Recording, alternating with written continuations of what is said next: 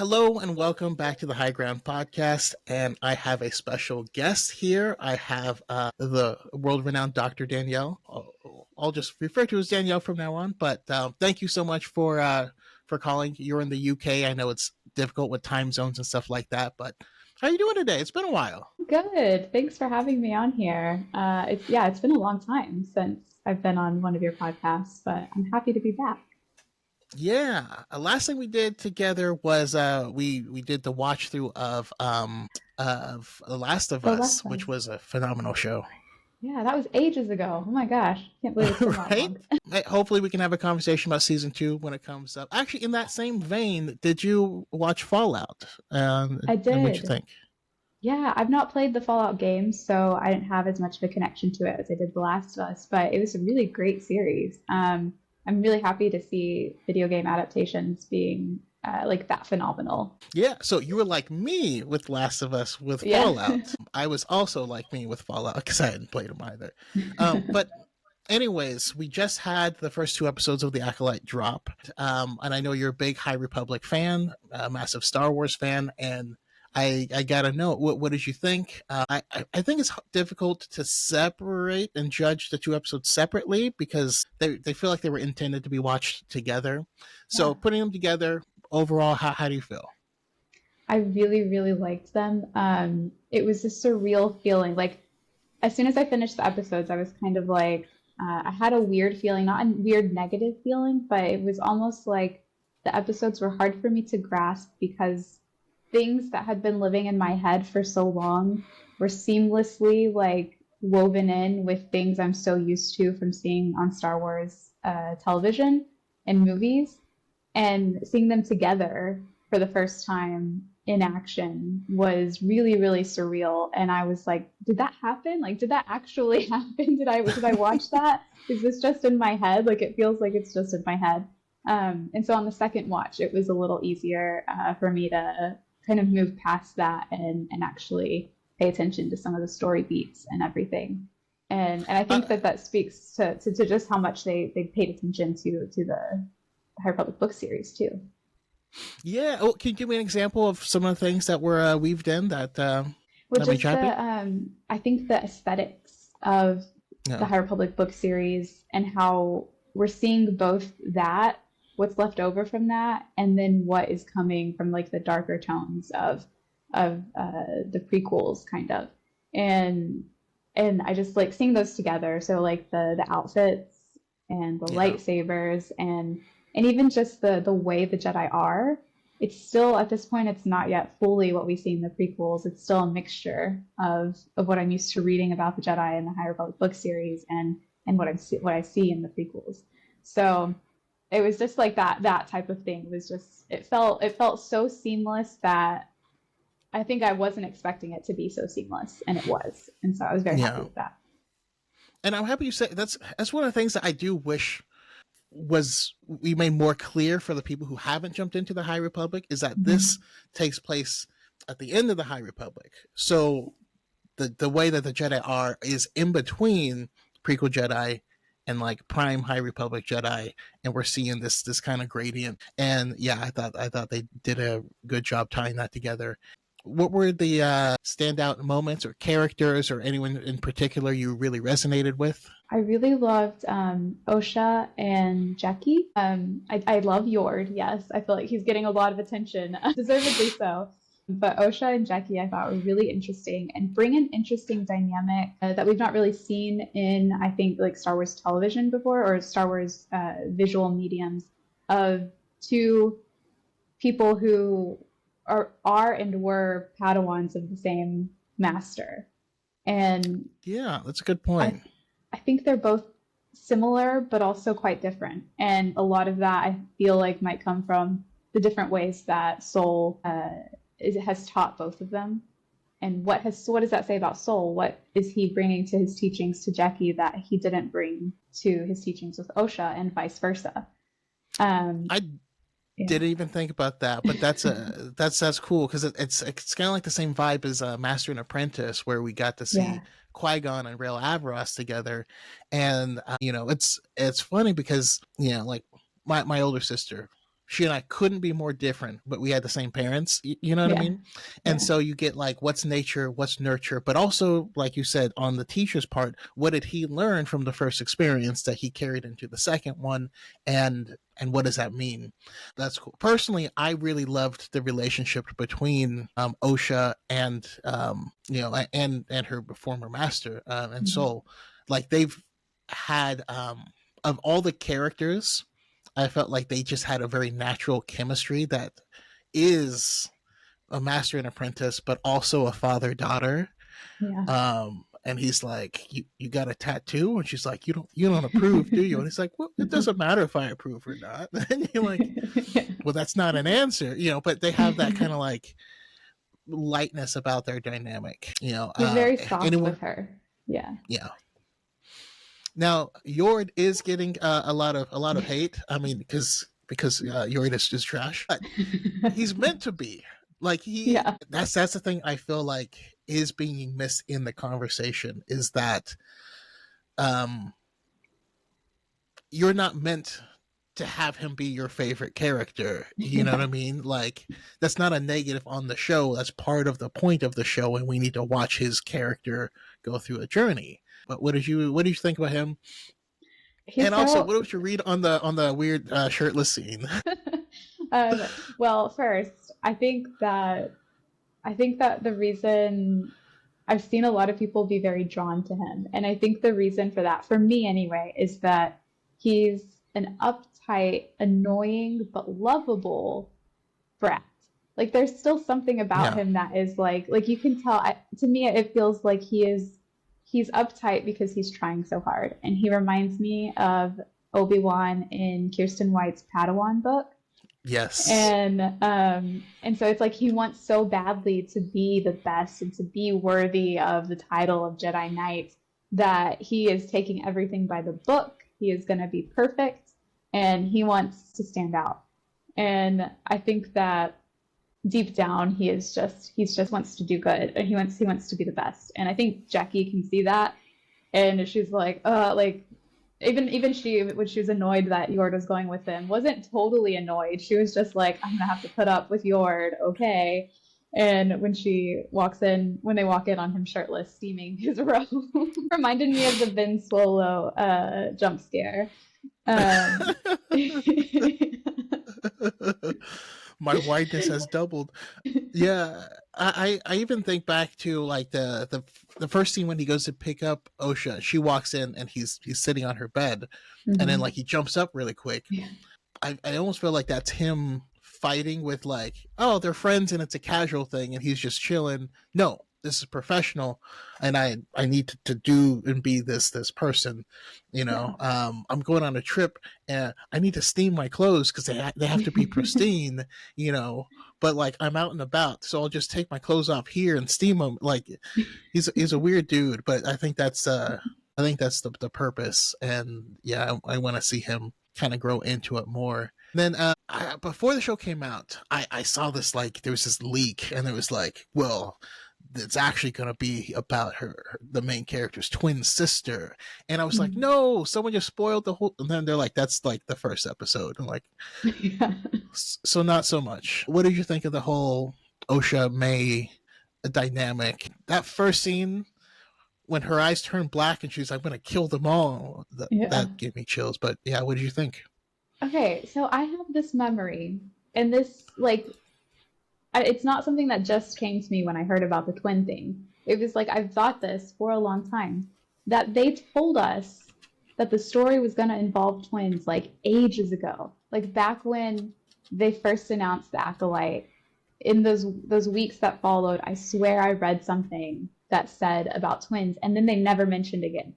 And I was like, did they like say it at the beginning and then we're like, actually, we think we want to hold on to that. Let's pretend that we never mentioned that ever again, erase everything that had to do with it. But I Yeah, swear it was about twins. So whenever I saw the leak too, or maybe not the leak, but I saw the trailer that had her name on there, and it was Osha, not May. And everyone was like, "Oh, I guess that confirms the twin thing." I was like, "Why are we all surprised? Like they told us ages ago, and everyone's just forgotten." Um, not everyone But is like us, you know, because I didn't have this for the Acolyte, but I have had this in a lot of the projects where, because I'm following all of the interviews and trying to be ahead of the information, they'll say Mhm. something flat out in an interview, and maybe they were only asked that question, or maybe whatever sparked them to bring that up only happened in that one interview, Mhm. and then the public runs off in other directions, and you're like, no, they already said this was going to happen. Like, for me, the confirmation of this was when Leslie Headland said that she loved the movie Frozen because it ended up being about the Oh love yeah. of these two sisters, and you're Mhm. like, well, then it's going to be about the love of these two sisters, and they're going to need to heal each other. Like, isn't I don't know, I feel like that should be obvious, but that's just me. I Yeah. don't know. But the execution of it, I think, has been really good, and I am very glad that they weren't relying on that for the big like reveal. And so I think they've handled it really well. I think Amanda Stenberg has been absolutely amazing so far at playing both of those characters. I know logically when I'm watching them that they're the same actor, but Amanda does a really good job at embodying both of them in completely different ways. Mm-hmm. That shows their similarities to each other, but also what drives them apart. And I Yeah. think that that helps with the. I forget that I forget that I know I'm watching May. Not a single part of me is confused as to whether I'm watching OSHA or not. Yeah. So yeah, so I really like that. Yeah, no, that's I think that's always impresses me when actors do that. You know, I was a big fan of the show Orphan Black. Yeah, Um, and there's like one scene where, one sister is impersonating another one, and you can mhm. tell that it's Yeah, actually this person acting as that person, and you're like, dang, that's crazy. But speaking of which, the relationship between Keimer and May, I also really enjoyed because they yeah, did have a really natural bantering chemistry. Keimer is intrigues me a lot as a character because he pretends to be a stoner or a drunk. He's probably talking about his favorite football player, Blake Bortles, but behind the surface there's all this other stuff, and like when Maeve straight up tries to attack him, and he's got hands too. I can't wait to see how that character unfolds. What did you think of him?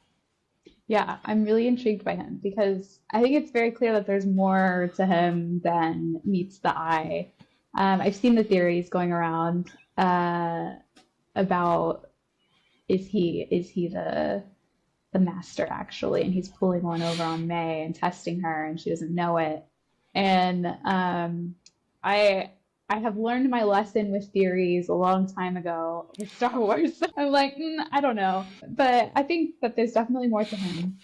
And I saw someone say that he felt like when he was having his conversation with Osha, and he said, "You look exactly like her," that it felt kind of like a mask slipping, kind of like how Oh, Palpatine's, yeah, he yeah, felt like a different person in that yeah, scene. yeah. And I agree with that. And I'm looking forward, like you said, to seeing what else we learn about his character, whatever that might be. So from saying that, it sounds like you don't have any wild theories, or are you anti wild theories, or what do you feel? No, I really like seeing them. I'm very cautious. I think that this is my research brain coming in. The further along I got in my thesis, the further I got in kind of toning down my theories and being like, here's what we do know, based on the facts we've been given. The downside of being a doctor. And so Yeah. that's similar to my approach as well. But I do have my wild theory. Yeah. What is it? The master is Torben. Interesting. Interesting. The master's Torben. And he's So not he's dead. he's been sitting there. He's been floating around. Hasn't spoke to anyone for 10 years. Feels suspicious. When Hmm. he died, he drank the concoction himself, the concoction that was created by Keimer. if this is a way to remove himself from it, he feels a lot of shame from whatever happened that day. Could that shame be something that drove him to the dark side, that drives him to say, you know what, this system this thing that I'm part of needs to end. So his age, he was like a Padawan in that at that Hmm. time, and it seems like someone younger would be what More would be needed susceptible. to switch, but Um, he could also be there in meditation while projecting his consciousness to train and do other stuff. I don't. yeah. I'm just seeing that. So I really hope, yeah, I really hope he ends up being the master, so that I can say I said it first, and I haven't seen anyone else use my theory. But I also have been Yeah. playing a lot of Destiny too, so I've been seeing a lot of theories.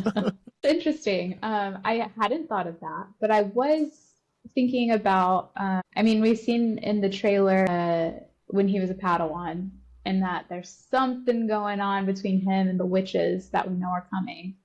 And I'm intrigued by what that's going to be. And so I was thinking, like, how does that going to play into what we know of him 16 years after whatever Yeah, happens to May and Osha's family. And so I'm very interested in that and interested in why Osha and May seem to have different ideas of what happened that night 16 years ago. May thought Osha was yeah. dead. Osha thought May was dead. What's going on here? So I thought that the theme of these first two episodes, at least, and we'll see if it carries through with the rest of them, was definitely kind of like a double something, or like two, a theme of two kind of, which is interesting now. I say it about, like, the Sith and the rule of two that came later. I'm interested now. Sorry, now it's got me thinking in my head about No, no, that. that's great. That's great. Keep going. Yeah, because well, you have the twins, and then there are two versions of that night that happened, and Yeah, then the idea of the little song that they had, or the rhyme that Osha and May said to each other when Osha had that vision, is really intriguing to me, and so I'll be interested to see where this goes. And the names of the episodes, I don't know if I already said that, were like episode 2 is Justice / Revenge, and episode 1 was also Lost / Found. So yeah, I don't know. I don't know what I mean with all of this, but it's intriguing. A theme of two, a hmm. rule of two. Yeah. No, because you also have me thinking as well. I mean, because we did have the line from Kymer, from Manny Jacinto's character, where he says, don't erase my brain," like Yeah. he claims that Jedi do, um, which is something from the expanded universe, right? That happens to Hmm. Revan. Hmm. And then also the way Saul keeps saying, "I watched her die," Hmm. like with the same cadence and emphasis. Reminds me a little of Agents of Shield. Whenever Hmm. Coulson was like, "Tahiti, it's a magical place," like Yeah. that maybe, what if that's not his thought either? Hmm. Or what if he's I just think. told himself that for so long, and only when it became impossible to deny. That's why I'm also worried. I'm worried that Saul's going to have done something really awful, and I don't want I don't want to know that. I'm starting to lean towards that's exactly what happened. Yeah. And that Oh. that maybe they couldn't live with it, and Mm. asked like Master Indira to like remove it from their minds, so they wouldn't, Yeah. so that they could move forward or something like that. I don't know. Mm. I don't know. I'm just spitballing here, but I'm excited. One last thing on it, because it felt like, at least to me, that we were introduced to this plot of there's these Jedi that need to be killed because they were involved in this specific incident. But it's interesting because there's four of them. We've already seen the first two dealt with Yeah. in the first two episodes. All right, so this isn't Assassin's Creed where like each episode is going to be one and then another. That plot line is going to be ended probably next episode, which I think is really Mhm. cool, because it means that at that point it's going to blossom into something else, Yeah. and we don't even know what that is going to be, and that intrigues me to keep moving. I'm curious, how do you feel about the way the plot is unfolding, or the mysteries unfolding so far? I like it. it's very fast paced, but I don't mean that in a negative way. I mean it in Yeah. it knows the story it wants to tell, which means the writers knew the story they wanted to tell. And the to me the pace is the exact speed it needs to be, if that makes sense. Yeah. Yeah. And I suppose I might feel differently at the end of the series, or I might feel the exact same depending on how it concludes. I did wonder, there were some things that I wondered what this would have been like if there were more episodes, which I always wonder now that the shorter episode seasons are apparently the standard. But I can't help but wonder what it would have been like to be able to spend a little bit more time with the investigation. And I'm not saying that that would have been the best thing for the story, because I don't know what that would have looked like. But I think that given that they only have 8 episodes, the Yeah. pace is written well for the pace that they've given it. My hope is that they figured out the story they wanted to tell and said, you know what, this would be good for 8 episodes. And I Yeah. hope it wasn't, you have 8 episodes, Yeah. fit your story in there. You know what I mean? But I Well, will say, go well, ahead. I was just gonna say that given that, like, it seems like Tony Gilroy asked for 12 episodes and they gave him 12 episodes. So Yeah. I do see what you mean there, and I hope also that was the case. And like I said, I don't think that it's moving too quickly. I'm always excited when everything I expected a show to be about is kind of, already happening, and then the second half of the season is anybody's guess, because I hate when trailers give too much away about the whole season. Yeah. So yeah, Agreed. I'm excited to see.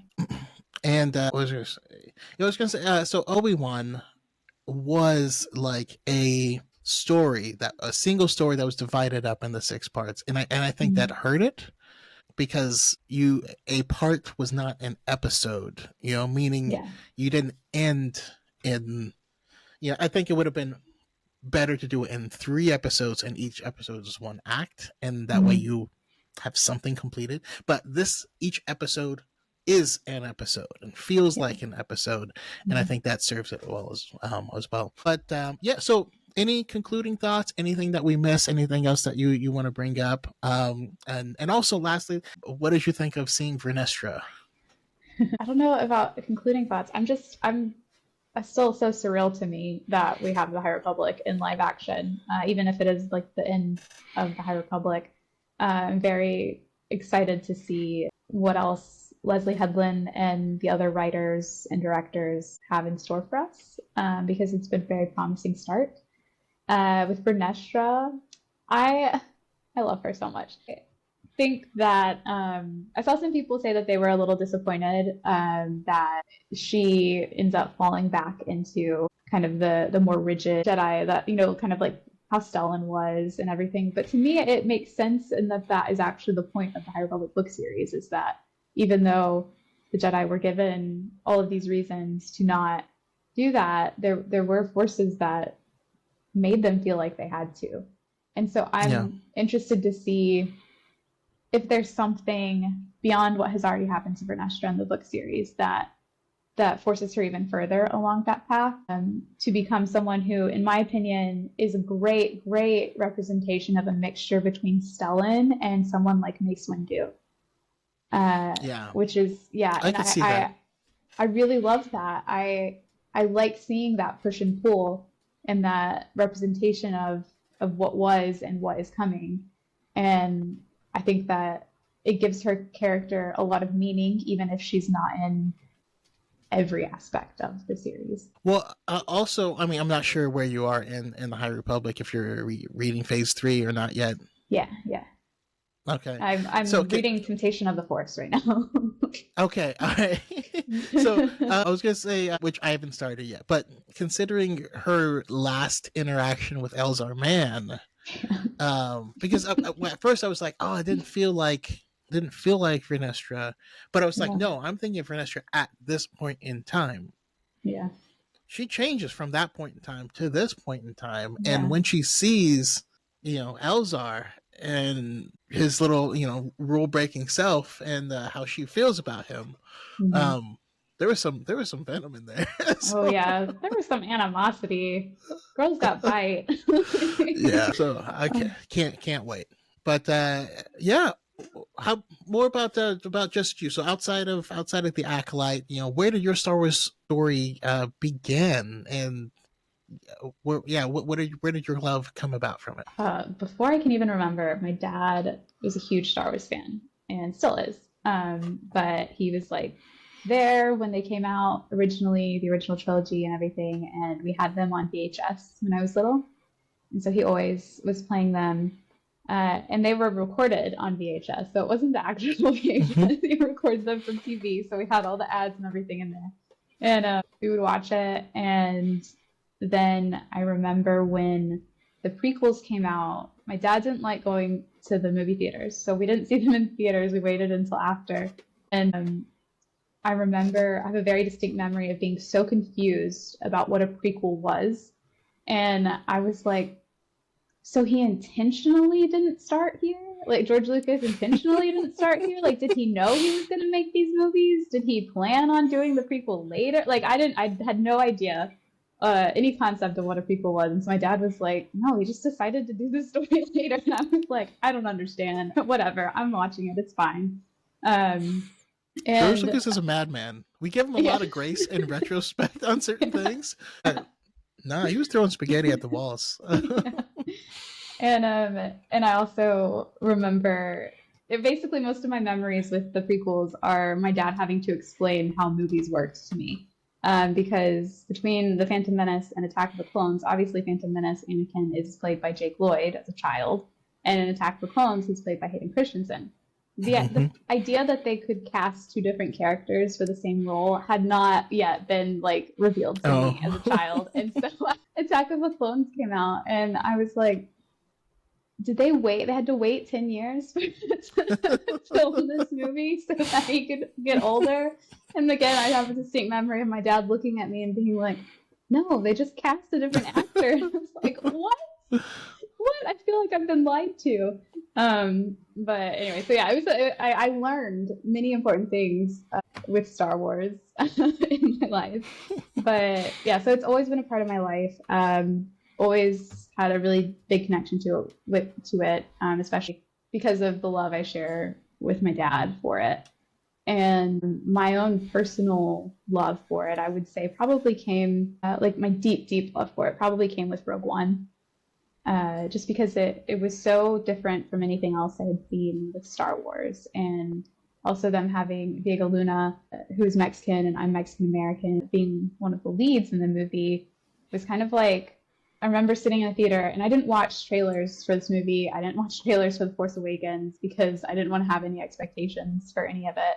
And so Yeah. I went into the theater on the day it came out, and I remember sitting there and I was by myself, sitting there, and Diego Luna starts speaking. Cassian starts speaking, and I was like, "He's Mexican." I was like, "There's a Mexican in this? Like what?" Because I recognized the tone was a tone I hear very often from my own family, and it was like in that moment I realized that I'd never heard that in Star Wars before, and I was like, I want that. Like I want more of that, and that like kind of brought brought me more my appreciation and love for Cassian brought me into my own personal like stronger connection to Star Wars, I think.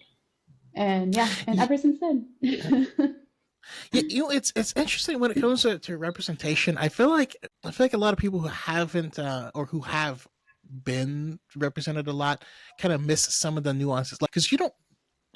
And I feel like I'll be putting words in your mouth here, but you didn't need the actor to be Mexican to enjoy the story or enjoy the character.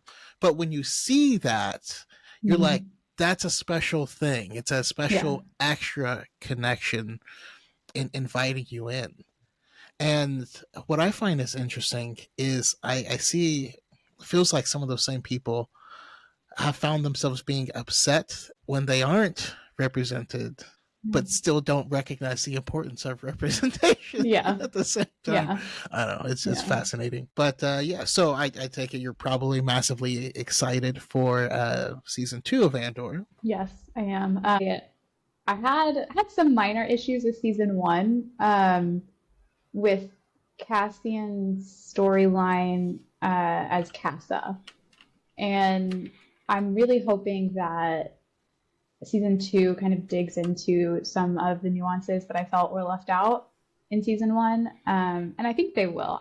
I've always said with Andor that it's like I want them to hit those marks. I want it because this is a very special show and it is phenomenal. Like I think Yeah. I mean I try not to say like objectively, but if I'm looking at just like quality and technical things and writing and all this stuff, I think that it is technically the best Star Wars show that we have. Personally, it's not my favorite because it doesn't What is hit your some favorite? notes for me. I have to say the Obi-Wan Kenobi series makes me cry Huh. like no other. Like I think it's like the nostalgia of it. But I am the first to be like I do have a lot of criticisms of it. And so this is like why I have like my separations of what I recognize as technically the best, I think. But also that doesn't have to be my favorite. And I think a lot of people Yeah. don't realize that you can do that. Like you Oh, can acknowledge that something isn't perfect and it can still be your favorite. right. Right now we're having discussions on like, well, how is there fire in space? That's terrible. And then you're like, it's been in every trilogy already. You can't. But it's bad here and not there. I don't know. It's the same Yeah, thing. But it's so yeah, yeah. silly. But Um, yeah, no, really but looking forward to season two. Still. awesome. All right. And I, especially, I mean, for me, because I'm a massive fan of Andor, and I know that at one point they were like, we're gonna do 5 seasons, and they're like, no, that's too much. Diego Luna's like, So I can't. so the next season, each of its arcs are going to be a year in between. So I'm Mhm. really excited to see what that breakneck kind of jump in time is going to be like. But how about you? What do you have most anticipated? What were you most anticipating? For Star Wars or for Andor? For Star Wars. For Star Wars? Oh, I think it is Andor season two, and also the movie that the Dawn of the Jedi movie. Mm-hmm. I'm really looking forward to that. I think for the same reasons I was really excited for the High Republic and for the Acolyte, in that it's something that we've really not seen before. And I always love when Star Wars does that because it's kind of like entering the franchise for the first time again. And Yeah. that's what reading Light of the Jedi, the first High Republic book, felt like for me. Was Mm. it was like I was still loving Star Wars at that point, but I read that book and I was like, oh my god, like this feels like the first time again, like the first time of watching this franchise again. And I love when it feels like that. And for Andor, it's just like I love getting any extra information about Cassian that we can. I love that it's so close to Rogue One and it's going to go up right to the start of Rogue Mhm. One. And I am not ready for how that's going to feel. And I have some hopes. I think maybe all of my theorizing, it's bad theorizing when it's plausible for me can get dangerous. That's when I do enter theorizing because Okay, I know that's more fair. about Rogue One than I know anything else, about anything else really in Star Wars. Rogue One novelization. I have so many ideas of things that could plausibly happen and characters that would make sense to show up. But I do have like I think it's I have a healthy relationship with that because if they don't show up, I'm not going to be upset. If they do show up, it'll be like a nice little treat for myself. But yeah, Nice. Okay. Yeah, I just need for Bix and for Brasso and for B2 EMO to be okay. Vix, happy ending for Vix, please, please. For sure. And a bear hug from Brasso. Yes. That's what I need. Okay. No, awesome. Any thoughts on Skeleton Crew? I know we don't know anything, but I'm so intrigued. Okay, you know what? It has my attention because we don't know anything. I was like, they're not afraid to give us probably more information than they should about Star Wars projects. And so I'm really intrigued by the fact that we know that who like four of the actors are. We know we have a 2 sentence like synopsis of it that the kids get lost mhm. in space and end up presumably on the planet that's in Ahsoka. And because of that reason that we know so little, but it's supposed to come out in December, I'm like, okay, Right. all right, yeah, you have my attention purely on that fact alone. Um, I mean, at Star Wars yeah. Celebration, in Anaheim, They were like, "We finished shooting the show," and I was like, "What What happened? show? Yeah. What are they talking?" Yeah, so that was a crazy announcement. So yeah, I'm excited, and you know, Jude Law is going to be in it. So yeah, Yeah. happy to see that, and I'm just happy to see more Star Wars. Now that Yeah. being said, if you were handed the green light button and you could make any project come into Star Wars now, and it could be a game, could be a TV show, could be a book series, whatever.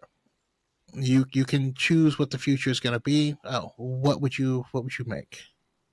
Well, I usually say something about like a Rex show, a Rex and Echo show, or something like that. And I still stand by that. I think that that would be really good. And I think it would be smart to use D. Bradley Baker while we still can.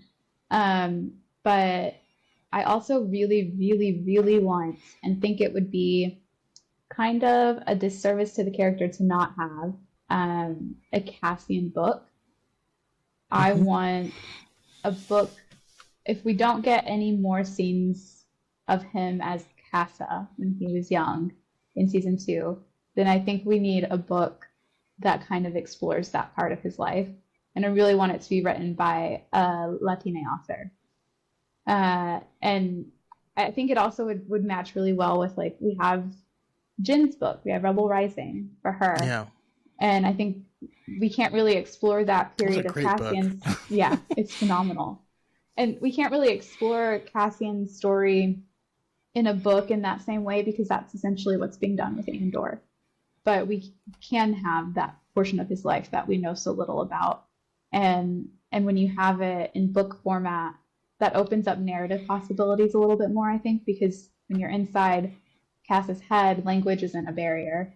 And I think that Yeah. it would be a really great way to tell that story. You know what? You bring that up, and what it makes me think of is Phasma. Have you read Yeah, the Phasma book? yeah, yeah. So, because it starts with her in like this tribal setting, because of what's happening on that planet, and a Mm. weird Mad Max journey that leads to her going into space. It was a really good book, and no, I do feel like Cassian's younger years, especially the stuff that we saw alluded to, that Mm. that might be a really cool place to put it. And I do love those stories where we get the backside of thing. Like if I were to just make one of that type of story come into it, I would actually want um a Ben Solo book Mm. that starts that kind of chronicles his journey, but I also Mm. want to see what is happening in his mind and on the back scenes during the sequel trilogy, Yeah. because I think that would be a really interesting his rivalry with I can only think of the actor's name with Hux, Oh, that's yeah. um, and um, and how even and how at this point in time the character has no safety because Snoke is Mm. in his mind, so he can't even think what he wants to think. He has to figure out how and Yeah. when he can think his own thoughts. I think that might be an interesting story and might say a lot about like abuse and trauma victims, Yeah. who yeah, there's so many places that we could do and stories that we can tell. I'm just excited for the future of Star Wars because Yeah. I haven't enjoyed every single thing coming out, but I love the chances that we're taking, the risks that we're jumping into now. Yeah. Same. It's Yeah. exciting. As um, also, do you have any other interests you want to share outside of Star Wars or things that you're hyped for there? Well, they just announced a new Hunger Game book and movie today. I um, didn't. I had no idea. oh, yeah. So it's called Sunrise on the Reaping, and it's takes place during the second quarter quell, so Haymitch's games. And Okay. right after they announced the book, it's coming out next March. Right after they announced the book, Lionsgate, of course, announced that their adaptation would come out in Yeah, 2026. And so that was like, I was like, a it's a lot of smart news move. on a random Thursday, but very excited for it. I mean, the last film to me had no business being as good as it was. No, You it know was what I so mean? good. Yeah. Like I didn't see it in theater. I didn't want to see it in theaters. I had no, I was like, I'm okay with where I left my Hmm. relationship with the series, but it was just really good. Yeah. So yeah, I think there is a lot more to tell there. Yeah, So I'm and Suzanne excited, and Collins that is ties a. us. Oh, well, I was just gonna say, Suzanne Collins is a phenomenal writer too, and I feel like she has a lot of. She respects her craft and the series so much that like she only tells a story or she only adds to the series when she has a story to tell, Yeah. and it usually has something to tie in with with current events or with philosophy, her own explorations of philosophy, and I'm really excited to see what she pulls in for this one. Okay. Awesome. Well, yeah. Thank you so much for coming on. I know you have been slowing on the content, but can you let people know where we can find you, or anything Yeah. that you plan to make? Yeah. Well, I'm on TikTok, written in the Star Wars, and I still am chugging along on Twitter, if you used to call it X still.